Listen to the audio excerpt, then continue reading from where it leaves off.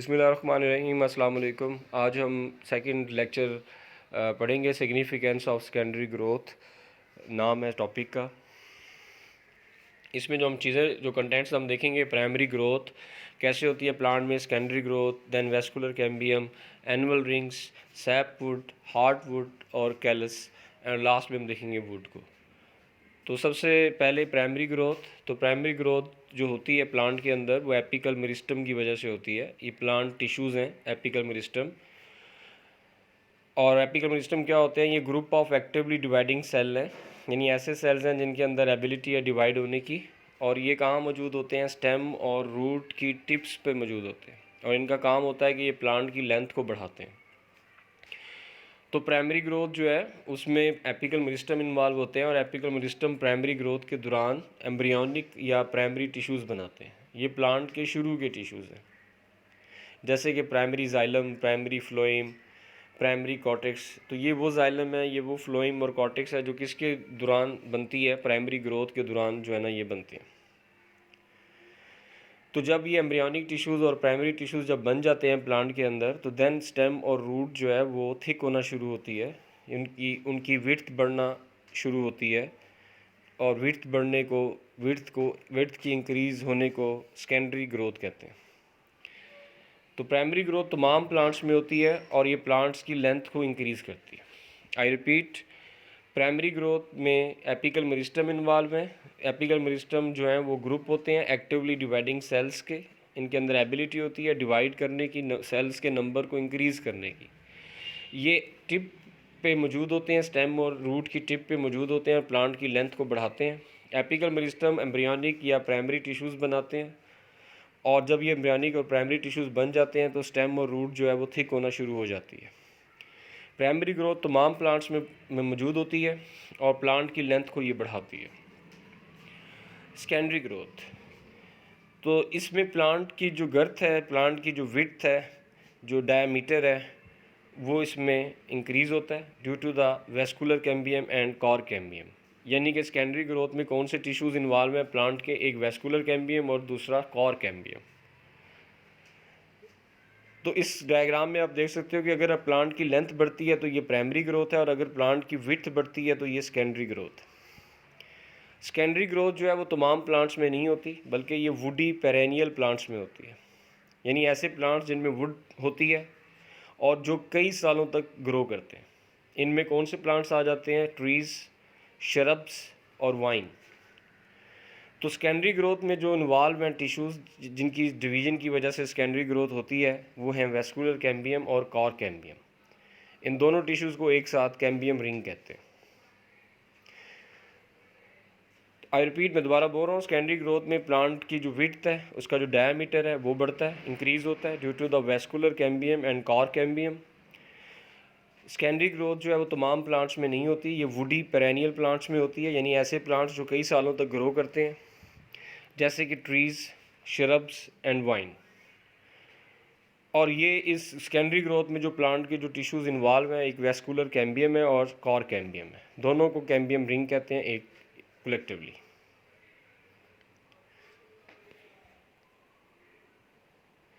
Next जो है ना वो वेस्कुलर कैम्बियम। वेस्कुलर कैम्बियम जो है वो सबसे पहले अपेयर होते हैं, सबसे पहले जो है ना वो बनते हैं। और ये किसके दरमियान में बनते हैं? प्राइमरी जाइलम और प्राइमरी फ्लोएम के दरमियान में बनते हैं, और जो दोनों ही प्राइमरी टिश्यूज़ हैं जो प्राइमरी ग्रोथ के दौरान बन रहे हैं। तो प्राइमरी जाइलम और प्राइमरी फ्लोएम के दरमियान में ये एक्टिवली डिवाइडिंग सेल्स होते हैं in the form of cylinder. ये आप रेड लाइन देख सकते हो, इसमें ये सिलेंडर फॉर्म में, ठीक है। ये पूरी की पूरी जो रेड लाइन है ये वेस्कुलर कैम्बियम की है, सिलेंडर फॉर्म में। और इस लाइन में जो है ना वो सेल्स हैं जो कि एक्टिवली डिवाइड हो सकते हैं। तो वेस्कुलर कैम्बियम जो है वो एक cylinder of actively dividing cells होते हैं जो सबसे पहले प्राइमरी जाइलम और प्राइमरी फ्लोएम के दरमियान में बनते हैं। वेस्कुलर का मतलब है वेसल्स। वेसल्स जो है प्लांट के अंदर जाइलम और फ्लोएम को कहते हैं, और कैम्बियम जो है वो लेयर होती है डिवाइडिंग सेल्स की। वेस्कुलर कैम्बियम का रोल ये है कि ये इसमें जब सेल की डिवीजन होती है तो दो नए टिश्यू बनते हैं। उन टू न्यू टिश्यूज़ में से एक का नाम है सेकेंडरी जाइलम और दूसरे का नाम है सेकेंडरी फ्लोएम। तो सेकेंडरी जाइलम जो है वो वेस्कुलर कैम्बियम की इनर साइड पे बनता है, अंदर वाली साइड पे, और आउटर साइड पे वेस्कुलर कैम्बियम की आउटर साइड पे सेकेंडरी फ्लोएम जो है ना वो बनता है। आप इस डायग्राम में देख सकते हो, दरमियान में जो रेड लाइन है डेट इज़ वेस्कुलर कैम्बियम, और ये जो बाहर जो आपको रेड ब्लैक लाइन नज़र आ रही है बाहर की तरफ, ये सेकेंडरी फ्लोएम को शो कर रही है, और अंदर जो ब्लू है वो सेकेंडरी जाइलम। तो सेकेंडरी जाइलम वेस्कुलर कैम्बियम की अंदर वाली साइड पे बनता है, और सेकेंडरी फ्लोएम जो है वो वेस्कुलर कैम्बियम की बाहर वाली साइड पे बनता है। और दूसरा वेस्कुलर कैम्बियम का रोल ये है कि वो सेकेंडरी ग्रोथ में इन्वॉल्व है, प्लांट की विड्थ को इंक्रीज़ करता है। आगे और भी इसके रोल जो है ना वो आएंगे। तो वेस्कुलर कैम्बियम जो है वो सबसे पहले होते क्या हैं, ये सिलेंडर होते हैं ऑफ एक्टिवली डिवाइडिंग सेल, यानी इनकी जो अरेंजमेंट है वो इस तरीके से है, सिलेंड्रिकल अरेंजमेंट है। प्राइमरी जाइलम और प्राइमरी फ्लोएम के दरमियान में ये बनते हैं, जो कि प्राइमरी टिश्यूज़ हैं। वेस्कुलर कैम्बियम जो है उनमें सेल डिवीजन होती है और 2 न्यू टिश्यूज़ बनते हैं, एक का नाम है सेकेंडरी जाइलम और एक का नाम है secondary phloem. Secondary xylem vascular cambium की इनर साइड पे बनते हैं और सेकेंडरी फ्लोएम वेस्कुलर कैम्बियम की आउटर साइड पे बनते हैं। एमसीक्यू के लिए याद रखिएगा। देन एनुअल रिंग्स, तो ज़्यादातर जो स्टेम की जो थिकनेस में जो इंक्रीज़ आता है वो सेकेंडरी जाइलम की वजह से आता है, यानी ज़्यादातर जो स्टेम के अंदर जो सेकेंडरी ग्रोथ हो रही है वो सेकेंडरी जाइलम की वजह से होती है। या हम ऐसे भी कह सकते हैं कि वेस्कुलर कैम्बियम जो डिवाइड होके जो 2 न्यू टिश्यूज़ बना रहा है, जिसमें से एक सेकेंडरी जाइलम है एक सेकेंडरी फ्लोएम है, तो ज़्यादातर जो टिश्यू बनता है वो सेकेंडरी जाइलम बनता है स्टेम में। तो सेकेंडरी जाइलम के बनने की वजह से स्टेम की थिकनेस क्या होती जाती है, ज़्यादा होती जाती है। तो ओवर द ईयर्स कई सालों तक वेस्कुलर कैम्बियम जो है ना वो सेकेंडरी जाइलम की लेयर के ऊपर लेयर बनाता जाता है, और ये जो लेयर्स हैं ये स्टेम के अंदर कैसे नज़र आती हैं, रिंग्स के तौर पे नज़र आती हैं। इन रिंग्स को ग्रोथ रिंग या एनुअल रिंग कहते हैं। मैं दोबारा बोल रहा हूँ, ज़्यादातर जो स्टेम की थिकनेस है, जो स्टेम की जो विड्थ में जो इंक्रीज़ आ रहा है वो सेकेंडरी जाइलम के बनने की वजह से आ रहा है, यानी वेस्कुलर कैम्बियम ज़्यादातर जो टिश्यू बनाता है डिवाइड होने के बाद वो सेकेंडरी जाइलम बनाता है। कई सालों तक वेस्कुलर कैम्बियम लेयर के ऊपर लेयर सेकेंडरी जाइलम की बनाता रहता है, और ये जो लेयर ऑफ सेकेंडरी जाइलम है ये कैसे नज़र आती हैं स्टेम में, रिंग्स के तौर पे नज़र आती हैं। These rings are known as growth ring या एनुअल रिंग। ये जो एक रिंग है इसको बनने में 1 साल लगता है, इसलिए इसको एनुअल रिंग कहते हैं। तो अगर हम किसी भी ट्री को कट करें तो उसकी जो स्टेम है, ट्रंक मतलब उसकी जो स्टेम है उसकी बेस पे हमें रिंग्स नज़र आएंगे, और अगर हम उन रिंग्स के नंबर को काउंट करेंगे तो इससे ट्री की जो एज है वो मालूम हो जाएगी।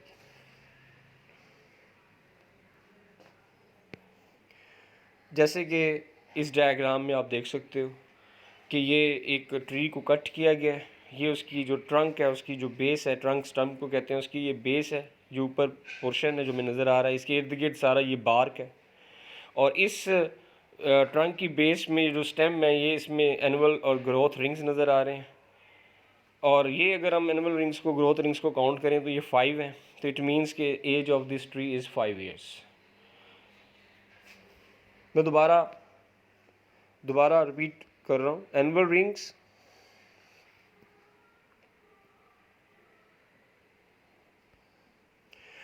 रिंग्स में जो है ज़्यादातर जो स्टेम की जो थिकनेस है वो सेकेंडरी जाइलम की वजह से होती है, और कई सालों तक वेस्कुलर कैम्बियम डिवाइड होकर सेकेंडरी जाइलम की लेयर के ऊपर लेयर बनाते जाते हैं, जो कि स्टेम के अंदर रिंग्स के तौर पे शो होती है। इन रिंग्स को ग्रोथ रिंग या एनुअल रिंग कहते हैं, क्योंकि इनके बनने में 1 साल का ड्यूरेशन लगता है, और इन रिंग्स को काउंट करके हम ट्री की जो एज है वो मालूम कर सकते हैं। ये डायग्राम है, इसमें आप देख सकते हो कि ये रिंग्स आपको नज़र आ रहे हैं। तो ये रिंग्स जो है ना वो बेसिकली किसके रिंग्स हैं, सेकेंडरी जाइलम के रिंग्स हैं, और इन रिंग्स को काउंट करें 1 2 3 4 5, जैसे हमारी इस डायग्राम में 5 रिंग्स हैं, तो इस एज जो इस ट्री की जो एज है वो 5 ईयर्स है। सैप वुड, तो सैप जो है ना वो प्लांट का फ्लूइड होता है, जैसे एनिमल का फ्लूइड ब्लड है, ECF है, एक्स्ट्रा सेलुलर फ्लूइड, इसी तरह प्लांट का जो फ्लूइड है वो सैप है। दो तरह के सैप मौजूद हैं प्लांट में। एक वो सैप है जो ग्लूकोज और वाटर पे मुश्तमिल है, सैप मीन सोल्यूशन फ्लूइड, तो ग्लूकोज और वाटर पे मुश्तमिल है, ये फ्लोइम सैप है। और एक वो सैप है जो साल्ट्स और वाटर पे मुश्तमिल है, ये जाइलम सैप।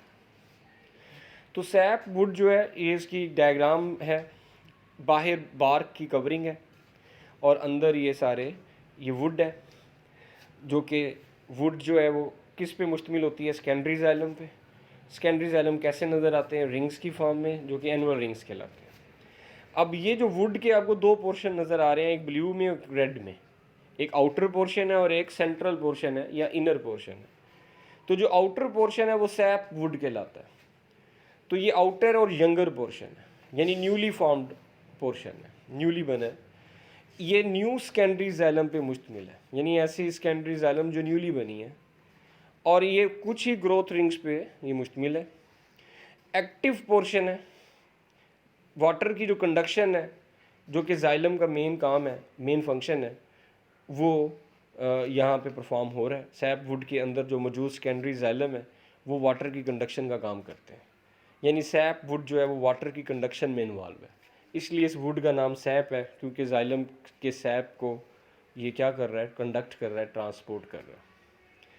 आई रिपीट, मैं दोबारा बोल रहा हूँ, this is would is secondary xylem, and secondary xylem is showing in the form of the rings called annual rings or growth rings. sap wood जो है वो wood का outer और younger portion है, newly formed, freshly formed। ये new secondary xylem पे मुश्तमिल है। Growth rings, few growth rings होती हैं जो एक्टिव होती हैं, यानी जिनमें वाटर और साल्ट्स की कंडक्शन हो रही होती है। ये जो इनर पोर्शन है इस वुड का, जो कि ब्लू पार्ट है, दिस इज़ हार्ड वुड, ये हार्ड वुड कहलाता है।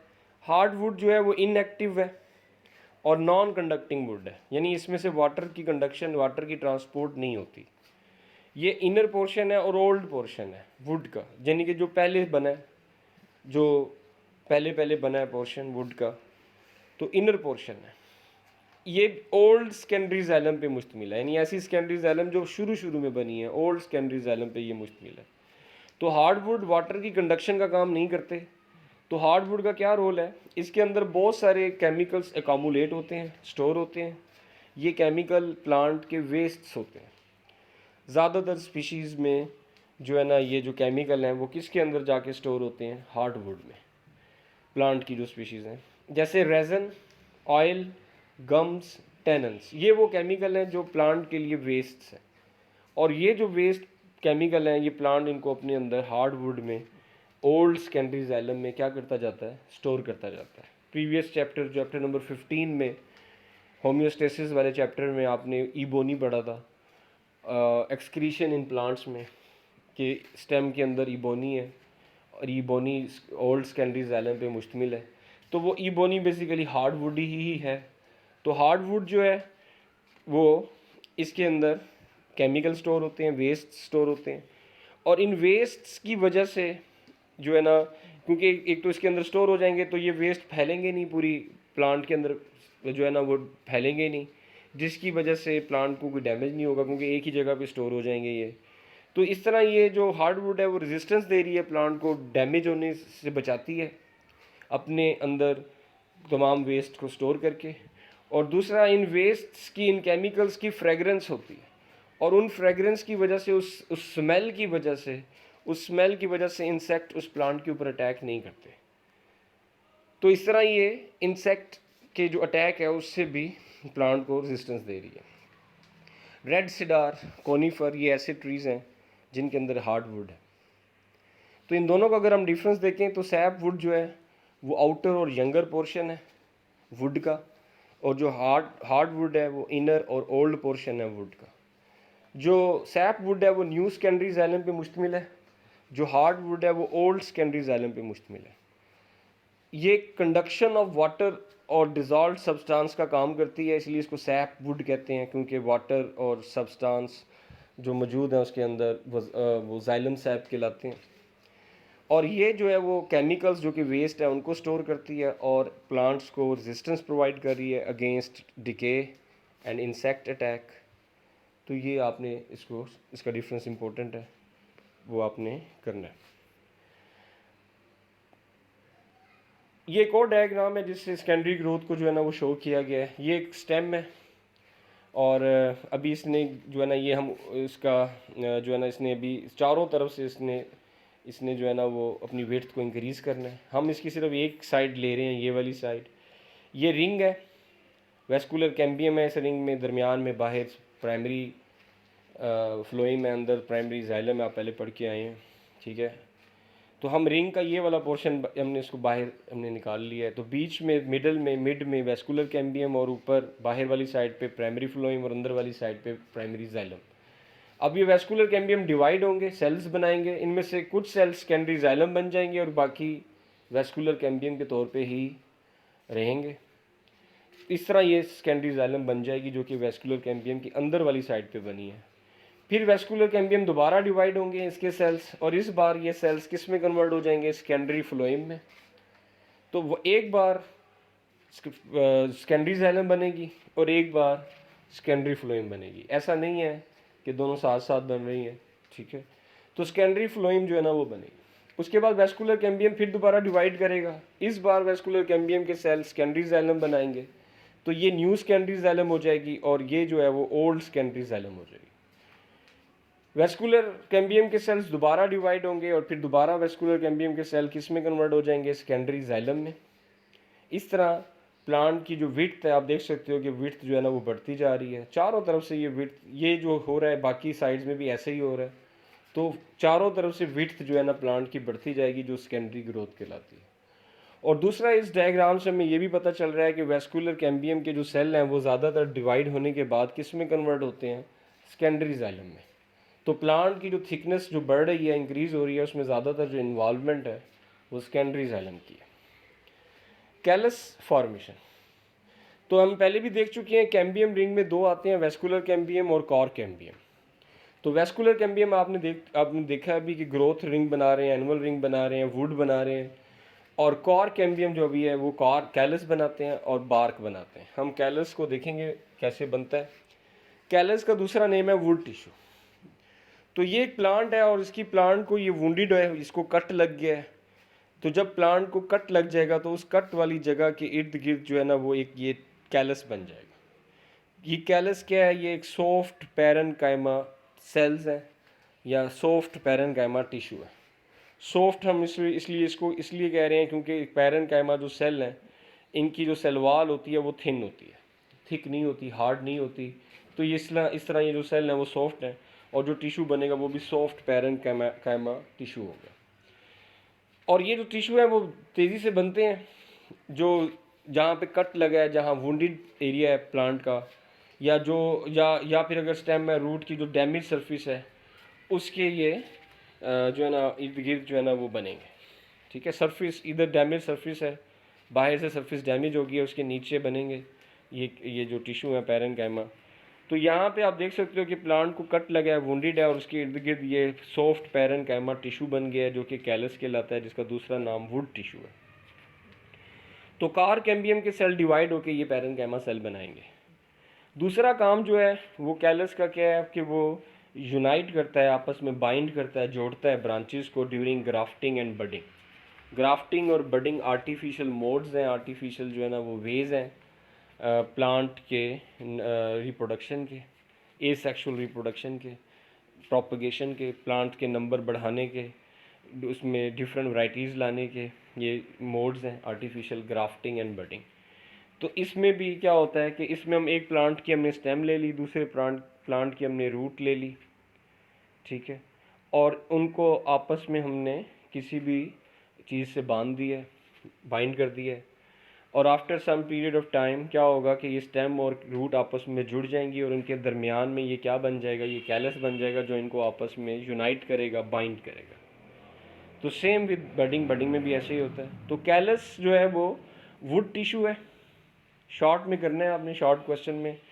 और ये जो वुड टिश्यू है कैलस, अगर प्लांट को कोई कट लग जाए या प्लांट की स्टेम की रूट की कोई सरफेस अगर डैमेज हो जाए तो उस डैमेज सरफेस और उस कट के अराउंड उसके ऊपर नीचे ये सॉफ्ट पैरेनकाइमा टिश्यू बनता है।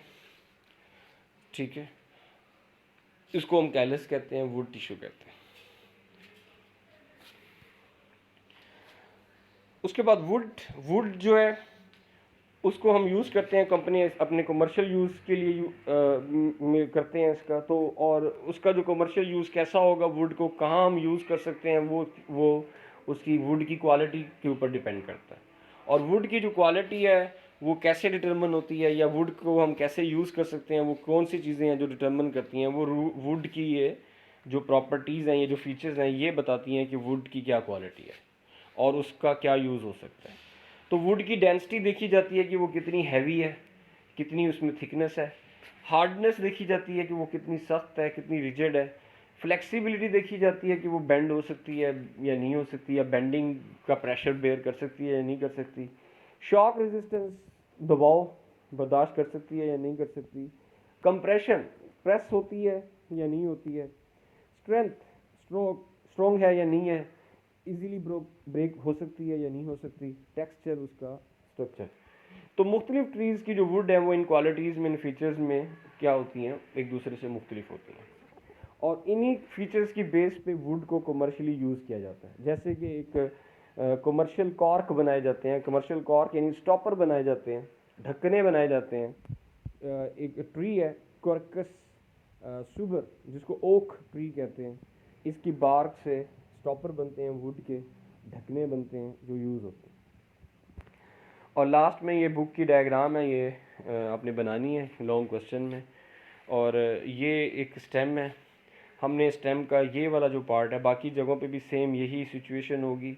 ठीक है, रिंग फॉर्म, आपको इससे अंदाज़ा भी हो रहा होगा कि सब जो बन रहा है वो रिंग फॉर्म में है। तो हम रिंग का ये वाला हम जो है ना वो पोर्शन, इसको हमने सेपरेट किया और इसको इनलार्ज करके हम यहाँ देख रहे हैं।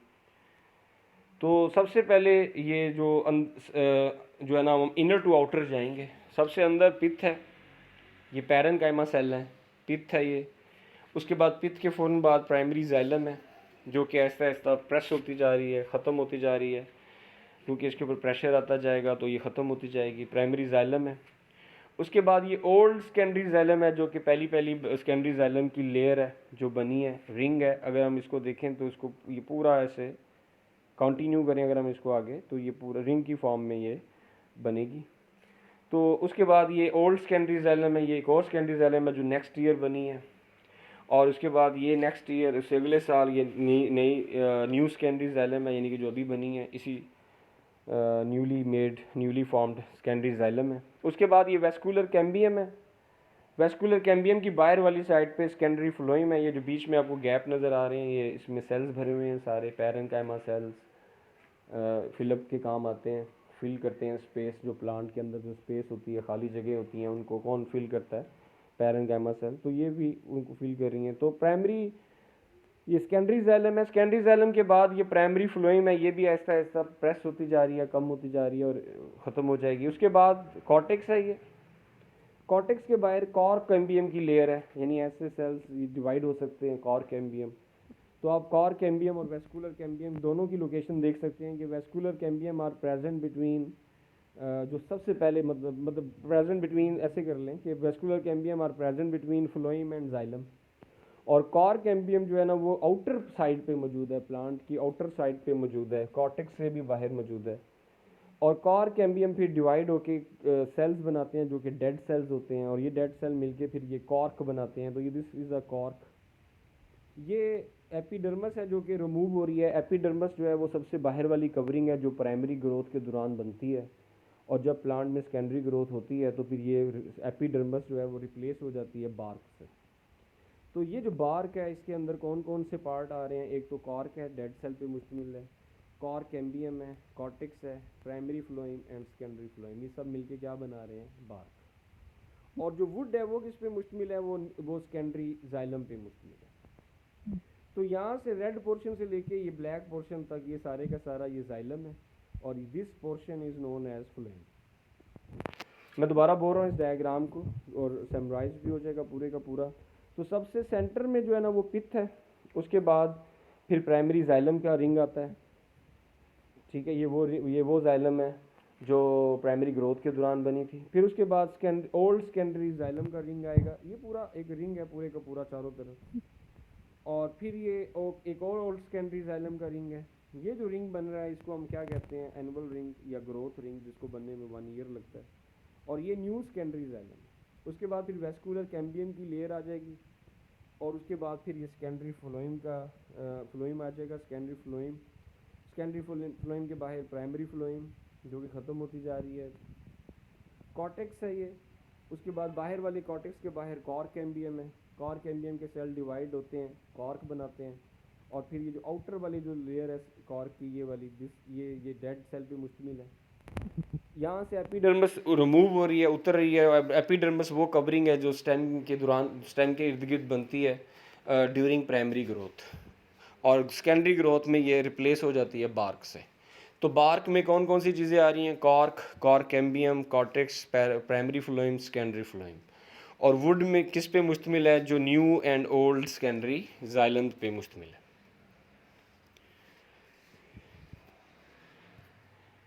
और लास्ट में ये क्वेश्चंस हैं, ये क्वेश्चंस जो हैं वो नोट्स जो है ना वो मैं दे दूंगा हमज़ा पे, वहाँ से इनके आपको आंसर्स जो है ना वो आप देख लीजिएगा। वैसे भी आंसर्स वही होंगे जो अभी हम पीछे सारा जो पढ़ के आए हैं, वहीं से हम आंसर्स जो है ना वो इसमें जो है ना वो होंगे। और ये लॉन्ग क्वेश्चन है, ये आपने करना है, very very important long question. Thank you very much. अल्लाह हाफिज़।